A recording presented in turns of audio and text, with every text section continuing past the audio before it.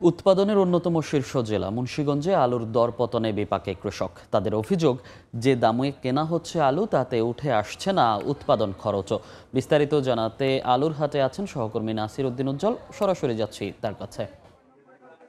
উজ্জ্বল, মুন্সিগঞ্জের কৃষকের সংরক্ষিত আলু যেন এখন গলার কাটা। এখানে তাদের যে উৎপাদন খরচ বা হিমাগারের ভাড়া, এই এই যে পরিবেশ, এতে কিন্তু বড় ধরনের পুঁজি হারানোর সংখ্যায় তারা রয়েছেন। কারণ কৃষি বিভাগ বলছে সরকারিভাবে যে হিসাব, সেখানে কিন্তু জমিতেই 13 টাকা, এই 17 টাকা পর্যন্ত কেজি দরে আলুর উৎপাদন খরচ পড়েছে।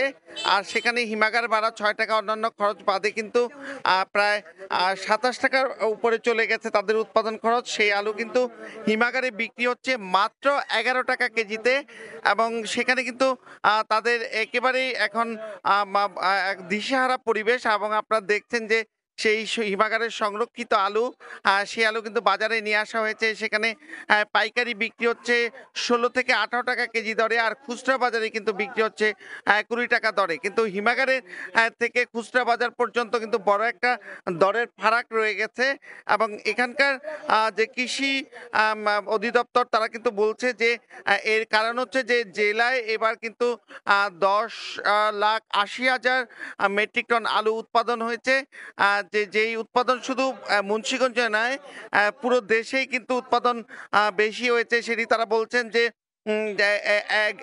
1,30,00,000 মেট্রিক টন আলু উৎপাদন হয়েছে। চাহিদা রয়েছে প্রায় 1 কোটি মেট্রিক টনের মতো। এখন এই আলু যে বিদেশে রপ্তানি করা বা কাজের বিনিময়ে যে খাদ্য কর্মসূচি রয়েছে বা অন্যান্য কর্মসূচি রয়েছে, সেখানে কিন্তু ব্যবহারের ব্যাপারে বলা হয়েছে। এবং জেলায় 58 হিমাগারে কিন্তু 5,07,000 মেট্রিক টন আলু সংরক্ষণ করা হয়েছিল। এর মধ্যে কিন্তু মাত্র 57,000 মেট্রিক টন আলু বাজারজাত হয়েছে।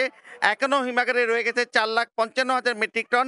আর গত বছর এই সময় হিমাগারে ছিল 2,70,000 মেট্রিক টন।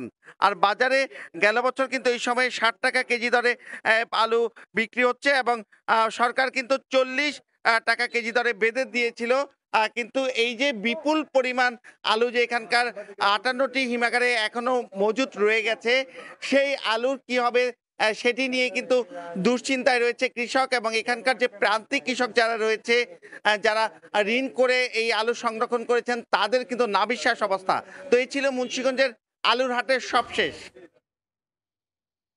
সরাসরি যুক্ত ছিলাম মুন্সিগঞ্জ থেকে।